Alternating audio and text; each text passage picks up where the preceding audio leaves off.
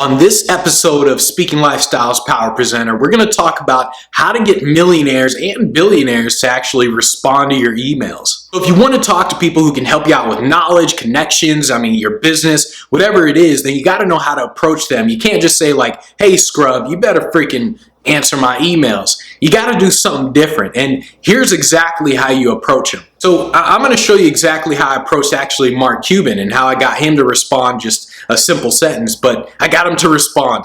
And here's the thing. The first thing you need to do is you need to show them that you did your homework. You can't just say like, hey, XYZ, respond to my email. You got to show them that you did something. And a perfect example is the way I approach Mark Cuban. So number one, I knew that he was using Cyberdust all the time. So I said, okay, I got to at least send him a message on Cyberdust. So knowing this, he was much more likely to respond. Also, I knew that his favorite book is The Fountainhead because I read in an interview with him. He said, oh, my favorite book that I read every year is The Fountainhead. So I read the book. I loved it as well. And so knowing this, I did some homework on the guy. And because of that, I was able to get him to respond. And if you do your homework on people, they're much more likely to respond.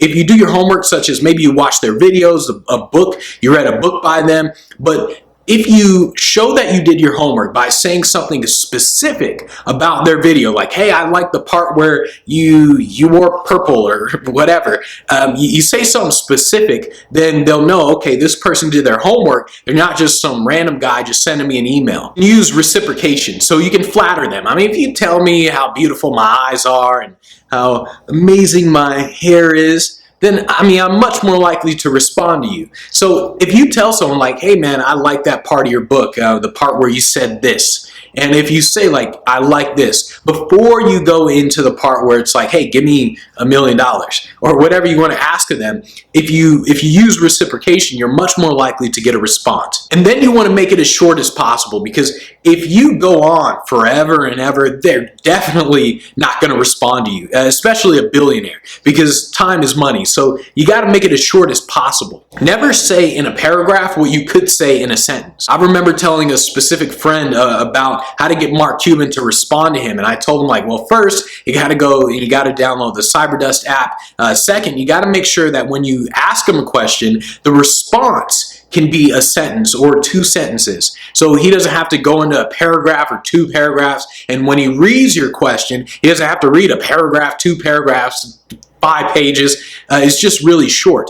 And he did get a response. He asked about the stocks, and then he got like a 1-sentence response. So if you're going to get a response from a millionaire or a billionaire, it's got to be really short. And don't ask stupid questions. There are stupid questions. A stupid question is like, hey, what business should I start? That is a really dumb question, but because how on earth should they know? They don't know anything about you. They don't know anything about your skills. How would they know what business you should start? So when someone asks, like, what business should I start? That's a dumb question. A dumb question that I asked is when I heard about a guy named Gary Vaynerchuk. And I was like, oh, this guy seems cool. And I knew that he used Twitter. So I sent him a tweet and I said, hey, what books do you read? That was a dumb question. And it's not a dumb question because what books do you read is the dumb question. It's a dumb question because I obviously didn't do my homework before asking him this dumb question. Literally the next day, I saw a video of him and he said, yeah, the way I stay ahead of the times, I don't read all these books. I'm not a big reader at all. Probably read 10 books in my lifetime. And I just thought, oh my goodness. So I basically asked a really dumb question for him. So don't ask dumb questions. A stupid question is basically a question where it's very clear that you didn't think it through. You just ask the first thing that popped into your head. And then if you don't get a response, don't get all butthurt. People are busy. If they don't respond, so what? First, do they ever respond to anyone? A lot of times this person might not even respond, so don't get all butthurt. And then on top of that, the higher the statuses of that person, the less likely they are to respond to you. So someone who's really well known, like Warren Buffett, he won't really respond to you because everyone's trying to hit him up. But another billionaire who's not well known, who knows just as much information as him, they're much more likely to respond because no one really knows about them.